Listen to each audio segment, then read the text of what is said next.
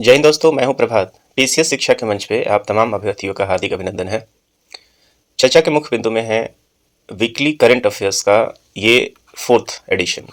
मार्च महीने का ये आखिरी वीकली करंट अफेयर्स है और इसके पहले हमने मार्च महीने का ही 3 से 4 वीडियो हमने पहले ही पब्लिश कर दिया है। तो यदि आपने उस वीडियो को नहीं देखा है तो निश्चित रूप से आप प्ले लिस्ट में जाके उन सभी वीडियो को देख सकते हैं। और इस वीडियो के साथ ही हमारा मार्च महीने का अप टू डेट करंट समाप्त हो जाएगा। 31 का रहेगा, उसे मैं अगले वीक के अंतर्गत समाहित करूंगा। तो मैंने अपने इस वीडियो में उन सभी न्यूज को कवर किया है जो हमारे प्रतियोगी परीक्षाओं के लिए अत्यंत ही महत्वपूर्ण है। साथ ही साथ ये सभी के सभी न्यूज ऑथेंटिकेटेड हैं, जिसका रेफरेंस मैंने महत्वपूर्ण न्यूज़पेपर्स जो कि प्रतियोगी परीक्षाओं के लिए सबसे ज़्यादा सार्थक होते हैं, the Hindu, times of India, Dainik Jagran और साथ ही साथ जो सरकारी प्रेस ब्यूरो है PIB के साथ लिया है। तो मैं आशा करता हूं कि आप सभी ने पिछले 3 वीडियो को देख लिया होगा और अब इस महीने के लास्ट वीडियो को मैं आरंभ कर रहा हूं। और यदि आपने इस चैनल को सब्सक्राइब नहीं किया है तो निश्चित ही इसे सब्सक्राइब भी करें और अपने दोस्तों के बीच में शेयर भी करें। तो आइए चलते हैं अपने इस वीक के करंट अफेयर्स को देखते हैं। सबसे पहला ही एग्जामिनेशन दृष्टिकोण से काफ़ी ज़्यादा महत्वपूर्ण ये पूरा का पूरा आप देखेंगे न्यूज है। सबसे पहले आप देख रहे हैं संस्कृत के विद्वान भद्रेश दास को सरस्वती सम्मान दिया गया है।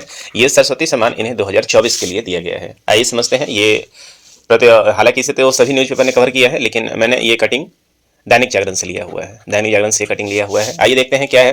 तो साहित्य के क्षेत्र में दिया जाने वाला सबसे प्रतिष्ठित सरस्वती सम्मान प्रसिद्ध संस्कृत विद्वान साधु भद्रेश दास को उनकी महत्वपूर्ण साहित्यिक कृति स्वामी नारायण सिद्धांत सुधा, इसको याद रखिएगा किस चीज के लिए दिया गया है।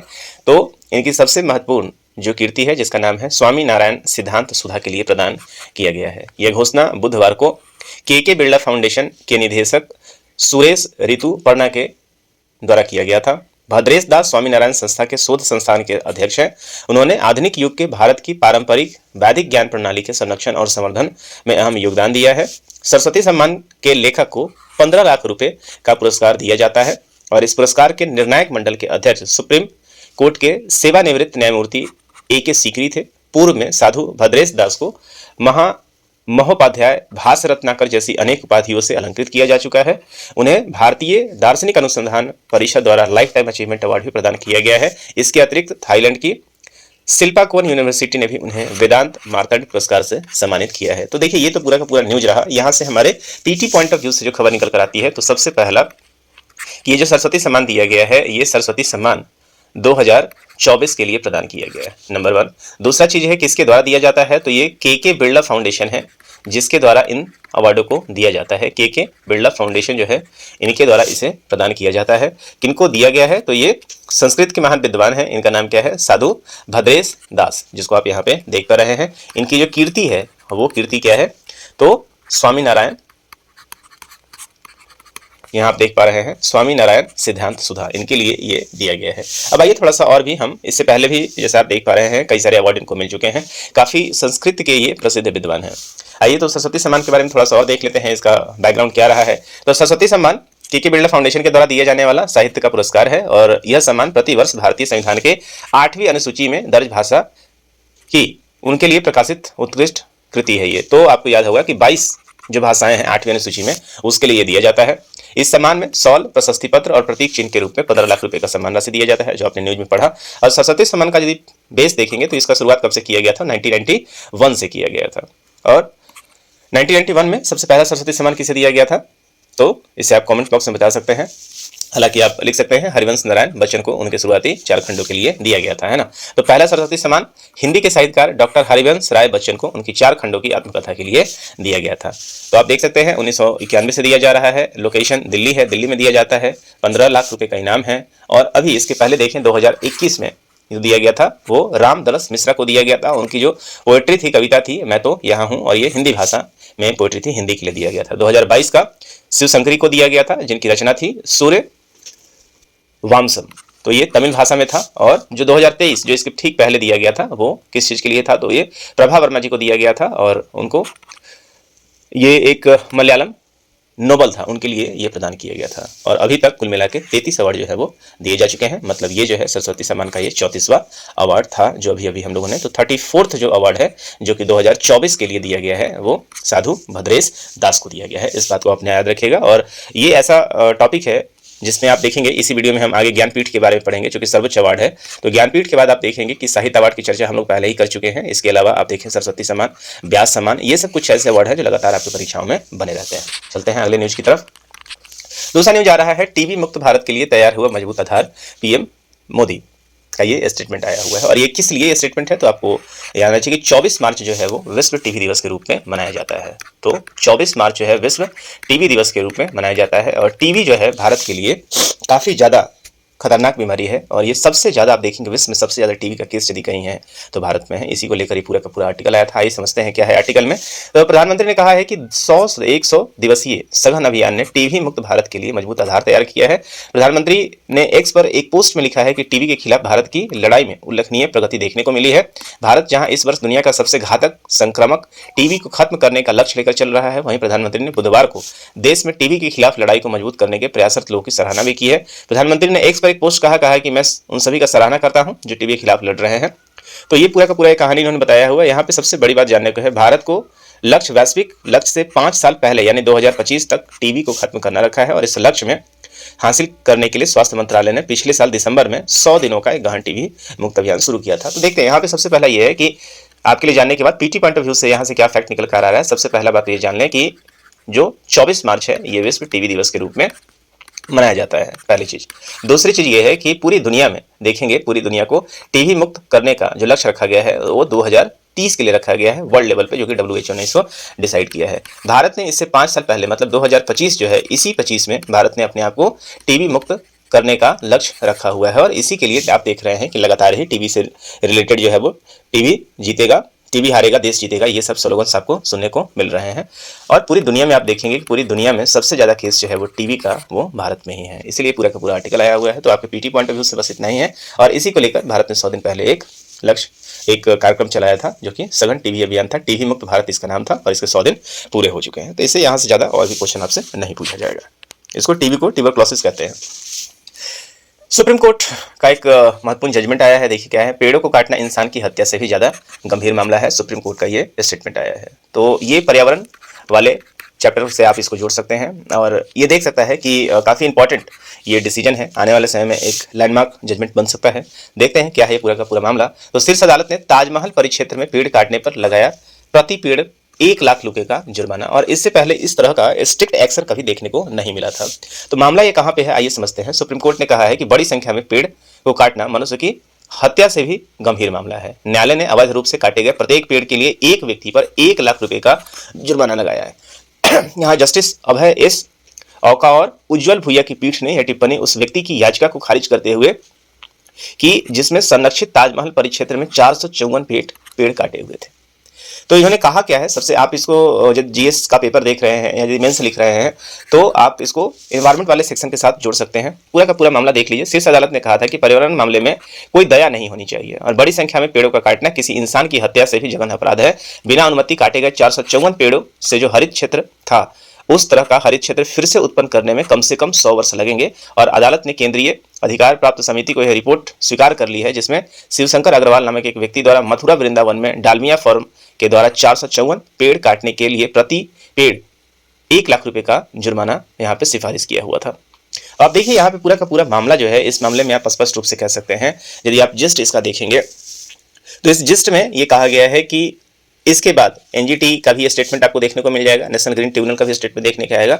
और सबसे बड़ी बात है कि सुप्रीम कोर्ट का ये मामला है। तो सुप्रीम कोर्ट ने ये मामला कहाँ का था ये आप जान सकते हैं। तो ये आगरा क्षेत्र का मामला है जहाँ पे डालमिया फर्म के द्वारा 454 पेड़ को काटा गया था और इस पेड़ों के ऊपर एक याचिका दायर की गई थी जिसको एवज में सुप्रीम कोर्ट ने कहा है कि आप पैसा तो लौटा सकते हैं, लेकिन सबसे बड़ी बात है कि 100 पेड़ को उगने में जो समय लगेगा, जो 454 पेड़ों को उगने में समय लगेगा, जिस लेवल का ये पेड़ है, तो उस के पेड़ को लगने में जो है समय नहीं लौटाया जा सकता है। सबसे बड़ी बात है। और पेड़ जो है, जो वृक्ष हैं, वो जीवन का आधार है। इसके बिना आप जीवन की परिकल्पना नहीं कर सकते हैं। 454 पेड़ कटने का मतलब कितना ये कार्बन डाइऑक्साइड अपने साथ ये सिंक करते थे, इस बात को देखने वाली बात है। तो सुप्रीम कोर्ट का ये रवैया आने वाले समय में आपको एक लैंडमार्क जजमेंट के रूप में नजर आ सकता है। तो बस कहाँ का मामला था इतना याद रखेंगे, और पीटी पॉइंट ऑफ व्यू से, ये पीटी से ज़्यादा आप देखेंगे कि मेंस के लिए ये ज़्यादा इंपॉर्टेंट है।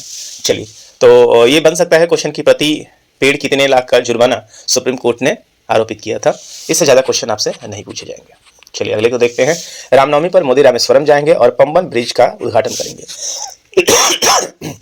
एग्जामिनेशन पॉइंट ऑफ व्यू से आपके लिए क्या क्वेश्चन यहाँ पे बन सकता है, तो ये बनेगा आपके लिए पंबन ब्रिज, जो कि काफ़ी इंपॉर्टेंट ब्रिज है और इसके बारे में आपको थोड़ी सी पृष्ठभूमि जान लेनी चाहिए। और इसका चूंकि रिनोवेशन हुआ है, चूंकि पुराना जो ब्रिज था वो जंग लगने के कारण 2022 में इसे बंद कर दिया गया था और बहुत ही त्वरित इसके ऊपर एक्शन किया गया था। कहाँ आपको देखने को मिलेगा, तो भारत और श्रीलंका के बीच का जो ये जो पाक स्टेट है यहाँ पे आपको देखने को मिलेगा। आइए देखते हैं क्या है पूरा का पूरा खबर। प्रधानमंत्री नरेंद्र मोदी ने 6 अप्रैल को रामनवमी के अवसर पर रामेश्वरम स्थित रामनाथ स्वामी मंदिर में पूजा अर्चना करेंगे और इस अवसर पर ही पीएम के द्वारा पंबन ब्रिज का भी उद्घाटन किया जाएगा। नया पंबन ब्रिज 1914 में पुराने ब्रिज का जगह लेगा, जिसे जंग की समस्या के कारण 2022 में बंद कर दिया गया था। तो पुराना जो ब्रिज है, आप देखेंगे भारत और श्रीलंका के बीच का ये एक मुख्य कड़ी है और समुद्र, ये पूरा का पूरा जो ब्रिज है, ये पूरा का पूरा क्या है, समुद्र में ये पूरा ब्रिज है।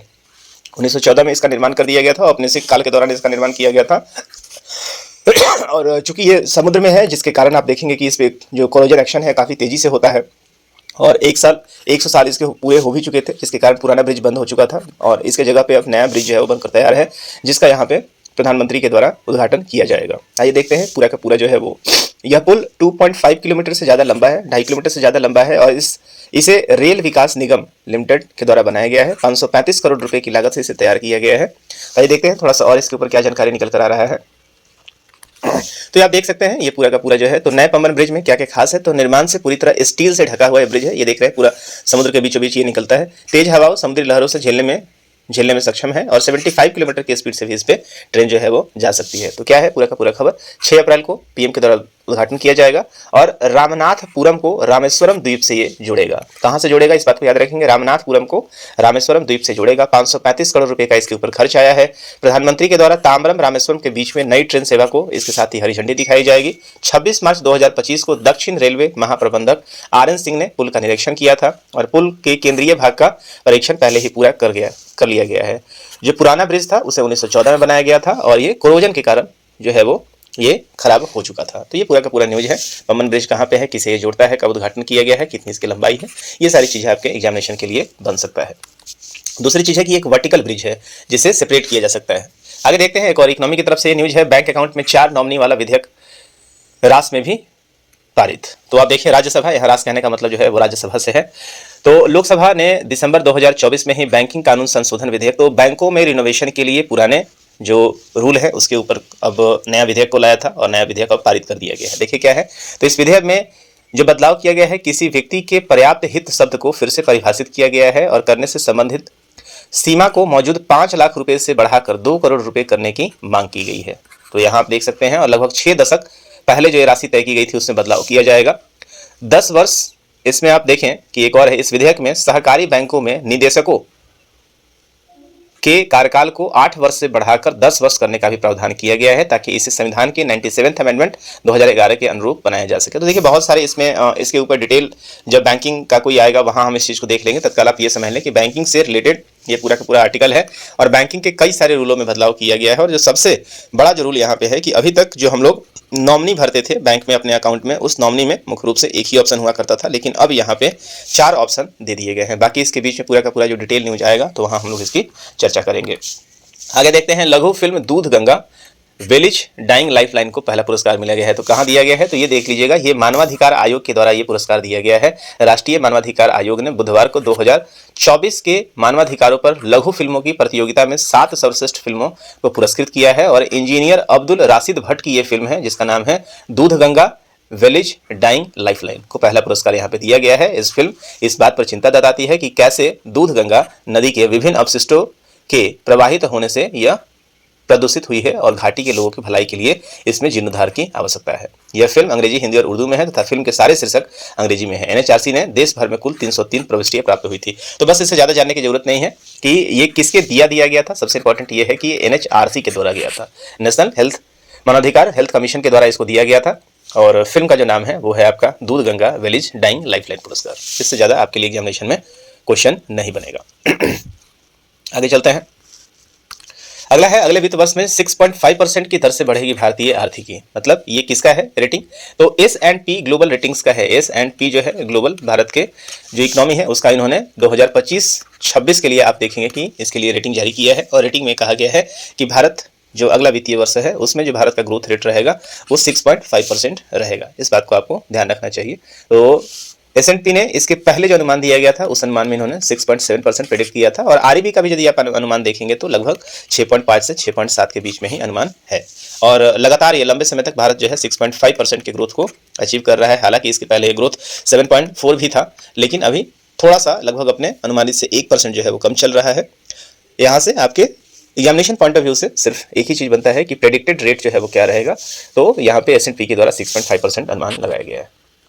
आगे चलते हैं अगले खबर की तरफ। UPI के जरिए भी निकाला जा सकता है PF का पैसा। तो ये एक इंपॉर्टेंट जो है वो चेंज किया जा रहा है। आपको पता है कि जो PF डिपार्टमेंट है हमारा, उस PF डिपार्टमेंट में सरकारी नौकरी में रहने वाले जितने भी लोग हैं वो सभी इसके बारे में जानते हैं। जो फॉर्म है उसको EPFO कहते हैं, और इनके माध्यम से जो भी पैसा महीने में एक मंथली आपके इनकम का एक हिस्सा जो है वो काटा जाता है। कहीं 10% है, कहीं 12% का भी हिस्सा काटा जाता है।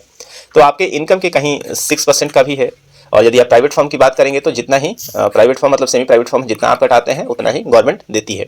तो इस फंड में अभी तक जो है वो ATM कार्ड के माध्यम से पेमेंट निकालने की सुविधा नहीं थी। मतलब आप डायरेक्ट ही PF जो UPI है उसके द्वारा आप PF से पैसा नहीं निकाल सकते थे।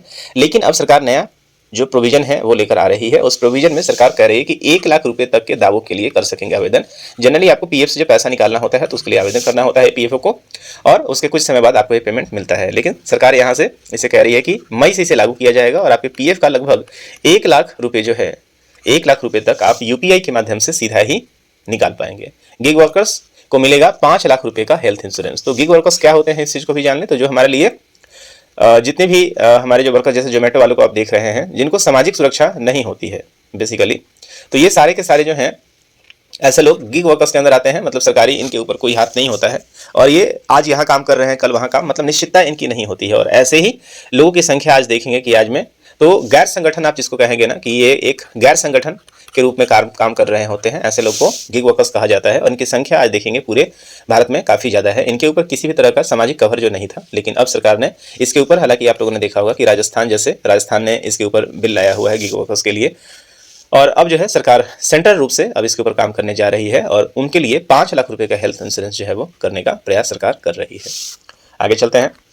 झारखंड में अगले वित्तीय वर्ष में होगा जातीय सर्वेक्षण। तो झारखंड सरकार ने वित्तीय वर्ष 2025-26 में अपने यहाँ अब जातीय सर्वेक्षण कराने का ऐलान कर दिया है। तो अभी हाल फिलहाल में झारखंड में आपने देखा था कि इलेक्शन हुआ था, और इस इलेक्शन में वापस जो है वो आप देखेंगे कि CM वापस यहाँ पे आए हुए हैं और इनके द्वारा पुराने CM वापस रिटेन किए जा चुके हैं यहाँ पे, जबकि उन्हें जेल भी हुआ था। तो अब यहाँ पे नया जो खबर निकल कर आ रहा है कि भारत जो झारखंड है अब यहाँ पे क्या करेगी, जातिगत जनगणना कराने जा रही है। और जातिगत जो है जनगणना कराने के लिए आपको पता है कि इसके ठीक पहले अभी बिहार ने जातिगत जनगणना किया है, और बिहार पहला ऐसा राज्य बना था जिसने न केवल जातिगत जनगणना कराया बल्कि इसे क्या किया, पब्लिश भी किया था। और पब्लिश करने के बाद अपने जातिगत जनगणना के आधार पे अपने रिजर्वेशन में भी चेंज किया। हालांकि बाद में इसे हाईकोर्ट ने टर्न डाउन कर दिया था। दूसरी तरफ आप देखेंगे कि इसके बाद बिहार के बाद अगला जो है वो आंध्र प्रदेश ने इसे घोषित किया था, और अब जो आप देख रहे हैं झारखंड के द्वारा इसे घोषित किया जा रहा है, कर दिया गया है। तो झारखंड में अपना जल्दी ही जातिगत जनगणना लेकर आ जाएगा। आगे चलते हैं।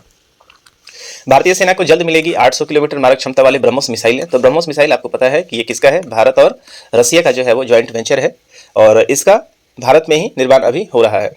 मेक इन इंडिया पॉलिसी के तहत भारत में इसका ब्रह्मोस का निर्माण हो रहा है, और भारत अब बड़े स्तर पे आप देखेंगे कि इसका क्या कर रहा है, अब निर्यात भी कर रहा है। इसी के रिलेटेड अब भारत जो है वो अपने सेनाओं के लिए 800 किलोमीटर की मारक क्षमता वाली ब्रह्मोस मिसाइल जो है वो देने की तैयारी में है। क्या है पूरा न्यूज, आइए देख लेते हैं। भारतीय थल सेना और वायु सेना को जल्द ही 100 किलोमीटर से अधिक की दूरी पर स्थित लक्ष्यों को भेदने में सक्षम ब्रह्मोस सुपरसोनिक क्रूज मिसाइलें लेंगी। घातक क्षमता वाली इन आधुनिक मिसाइलों से रक्षा बलों की ताकत बढ़ेगी, और इनमें से 250 मिसाइलों के अधिग्रहण का प्रस्ताव रक्षा मंत्रालय के द्वारा दे दिया गया है।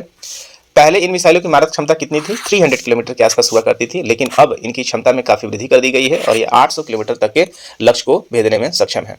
सूत्रों का कहना है कि ब्रह्मोस क्रूज मिसाइल के लिए दोनों सेनाओं की ओर से दिया गया प्रस्ताव भारतीय नौसेना में मिलने वाले मिसाइलों का ही एक दोहरा ऑर्डर है। तो यहाँ पे देखिए हमारे जानने वाली बात यह है कि सबसे बड़ी बात है कि ब्रह्मोस जो है वो क्या है, भारत और रसिया का ज्वाइंट वेंचर है।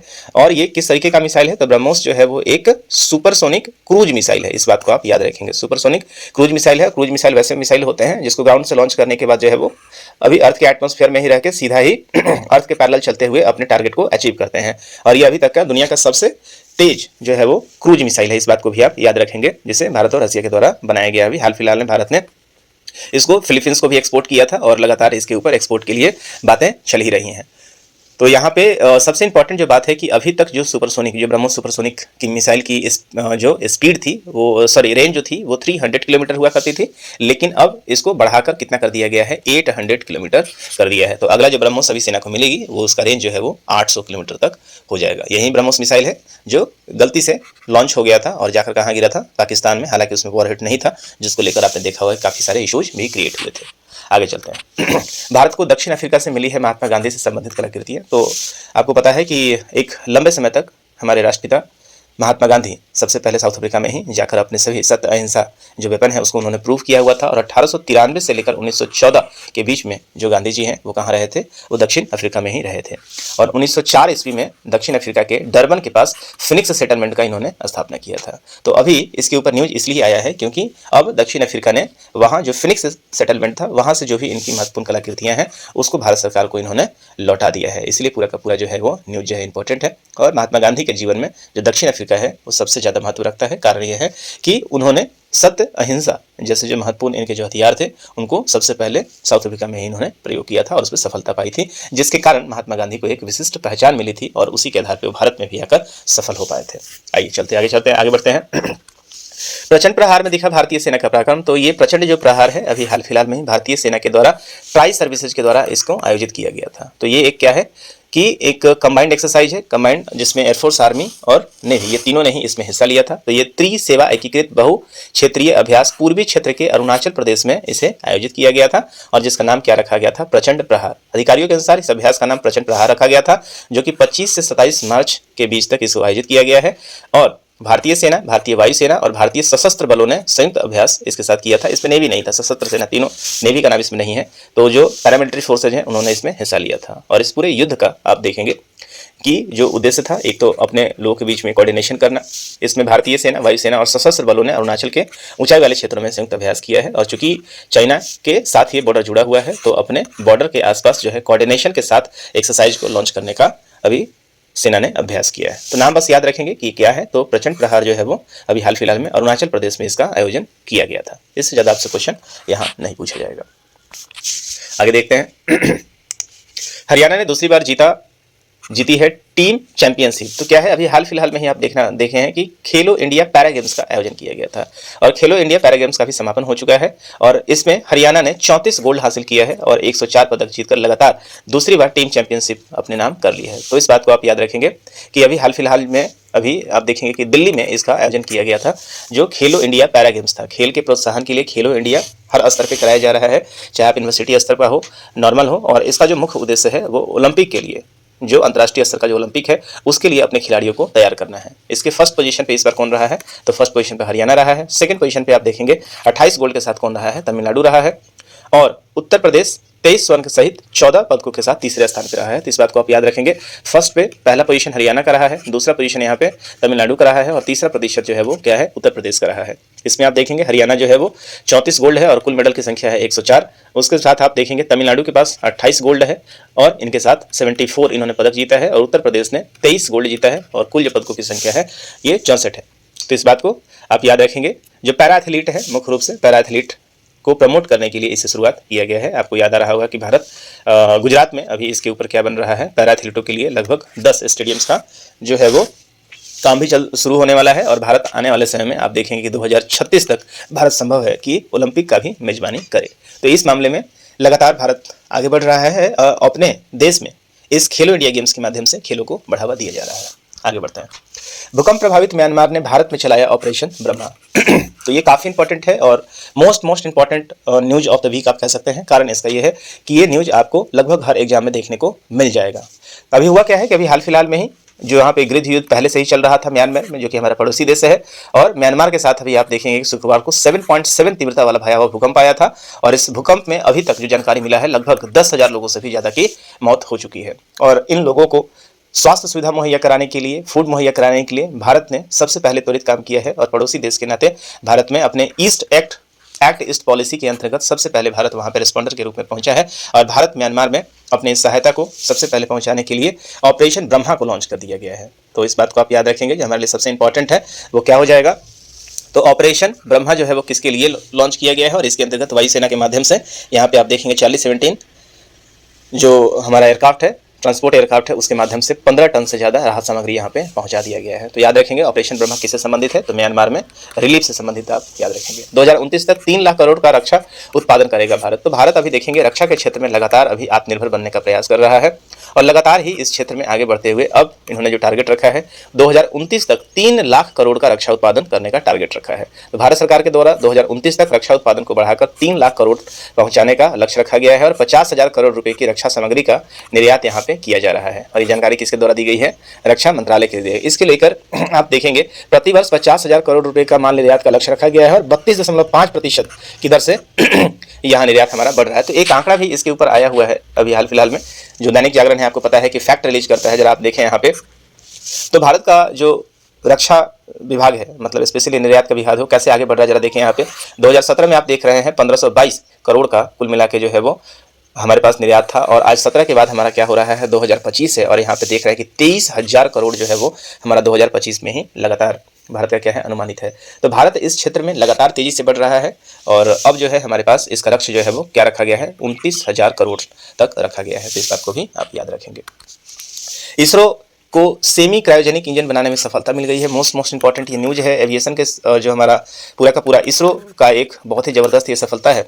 और भारतीय अंतरिक्ष अनुसंधान संगठन इसरो ने 2000 किलो न्यूटन के उच्च थ्रस्ट वाले सेमी क्रायोजेनिक इंजन या तरल ऑक्सीजन जिसको कहते हैं केरोसिन इंजन को विकसित कर लिया है और इस इंजन प्रक्षेपण यानी mark 3 LBM-3 semi cryogenic booster चरण में मदद करेगा और इसे मील का पत्थर माना जा रहा है। तो याद रखेंगे ये LBM जो हमारा मिशन रहेगा उस पर काफ़ी काम करेगा, LBM के लिए जो है वो काफ़ी काम करेगा। नाम जो है सेमी क्रायोजेनिक इंजन, आप इसको याद रखेंगे। और इसरो सेमी क्रायोजेनिक इंजन विकसित करने के कार्यक्रम में पहली बड़ी सफलता 28 मार्च को मिल चुकी है। इसे तमिलनाडु के महेंद्रगिरी में इसरो के द्वारा इसको टेस्ट कर लिया गया है। तो हमारे लिए ये काफ़ी इंपॉर्टेंट है। तो सेमी क्रायोजेनिक इंजन जो है बेसिकली बहुत ही कम तापमान पे आप देखेंगे कि ये इसरो का द्रव प्रणोदन प्रणाली सेमी क्रायोजेनिक प्रणोद इंजन और स्टेज का विकास कर लिया है यहाँ पे और 2000 केन सभी क्रायोजेनिक इंजन के द्वारा संचालित स्टेज को भी पास कर लिया गया है। तो ये बहुत ही बड़ा जो है वो न्यूज है यहाँ पे। और अब क्रायोजेनिक जो क्षेत्र है उस क्षेत्र में भारत बहुत ही तेजी से बढ़ रहा है। तो बस जानकारी के लिए आप रखें कि सेमी क्रायोजेनिक इंजन का सफलतापूर्वक टेस्ट फायर कर दिया गया है, टेस्टिंग कर लिया गया है।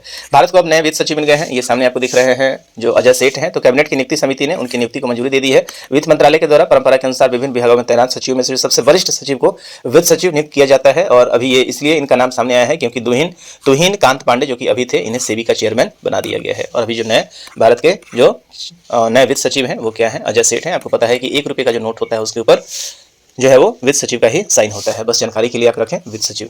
स्टॉकहोम जल पुरस्कार 2025 से किसे नवाजा गया है, तो इस बात को देख लें। अंतर्राष्ट्रीय स्तर का ये पूरा का न्यूज है। और प्रसिद्ध जल विज्ञानी गुंटर ब्लोस्चेल को वैश्विक स्तर पर बाढ़ के जोखिम और जलवायु परिवर्तन के प्रभावों पर उनके अग्रिम शोध के लिए 2025 का स्टॉकहोम जल पुरस्कार से सम्मानित किया गया है। तो याद रखेंगे इनका नाम जो है वो। और वर्ष 1991 में इन्हें स्टॉकहोम जल महोत्सव के हिस्से के रूप में इसकी शुरुआत की गई थी और स्वच्छ जल के प्रति स्वीडन की प्रतिबद्धता को दर्शाता है। तो बेसिकली ये स्वीडन के द्वारा प्रारंभ किया गया है और 1991 से इसको स्टार्ट किया गया है। और इस बार जो है वो जल विज्ञानी है जिनका नाम है गुंटर ब्लोस्चेल, इनको ये वैश्विक स्तर पे ये दिया गया है। बस नाम ही रखें यहाँ पे।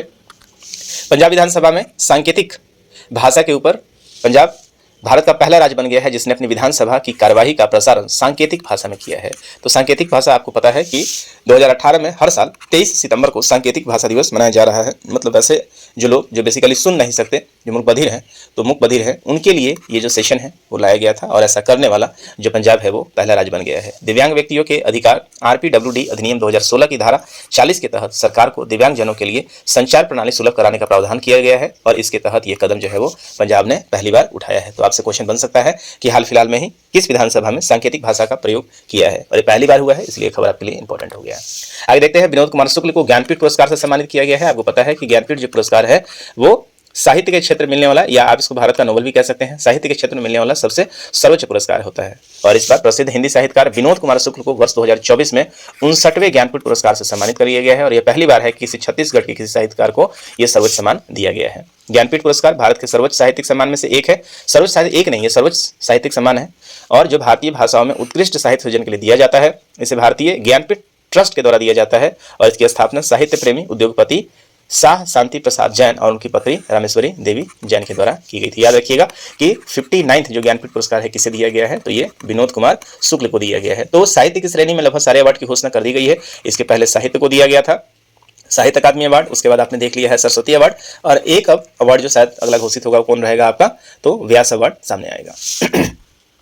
आगे देखते हैं विनोद कुमार शुक्ल को जो ज्ञानपीठ है इसके बारे में थोड़ा सा देख लीजिए। तो ज्ञानपीठ पुरस्कार की स्थापना कब हुई थी? 1961 में, जबकि साहित्य अकादमी कब से दिया जा रहा है? 1954 से दिया जा रहा है। और पहला जो पुरस्कार है 1965 को मलयालम के लेखक जी शंकर कुरूप को दिया गया था। इसमें 11 लाख रुपए जो है वो नगद पुरस्कार मिलता है। और बाग देवी जिसको सरस्वती माता कहा जाता है उनकी ये वाली कांस्य प्रतिमा दी जाती है। और अगेन ये 8वीं अनुसूची में जो 22 भाषाएं हैं और उनके साथ साथ अंग्रेजी में भी इसे दिया जाता है। इस बात को याद रखेंगे। इसके पहले हम लोगों ने अभी इससे पहले वाले में सरस्वती सम्मान के बारे में भी बात कर लिया है। तो भारत को अन्य देशों से धन की प्राप्ति को लेकर आरबीआई ने एक रिपोर्ट जारी किया है। मार्च 2025 में इन्होंने एक रिपोर्ट जारी किया है जहां इन्होंने बताया है कि जो रेमिटेंसेज मिलता है, आपको पता है कि दुनिया में सबसे ज्यादा प्रवासी जो है वो भारत ही रहते हैं, भारत के ही लोग हैं। और सबसे ज्यादा आप देखेंगे जब निश्चित रूप से जब भारत के सबसे ज्यादा लोग प्रवासी हैं तो भारत को सबसे ज्यादा रेमिटेंस भी प्राप्त हो सकता है। तो इस बार 2023-24 के लिए आरबीआई ने डाटा जारी कर दिया है और भारत को सबसे ज्यादा जो रेमिटेंस मिला है वो कहां से मिला है, तो यूएसए से मिला है 27.7%, जो कि 2021-22 में 23.4 था और ये बढ़कर कितना हो गया है आपका यूएसए से 27.7% हो गया है। उसके बाद यूएई का नंबर आता था,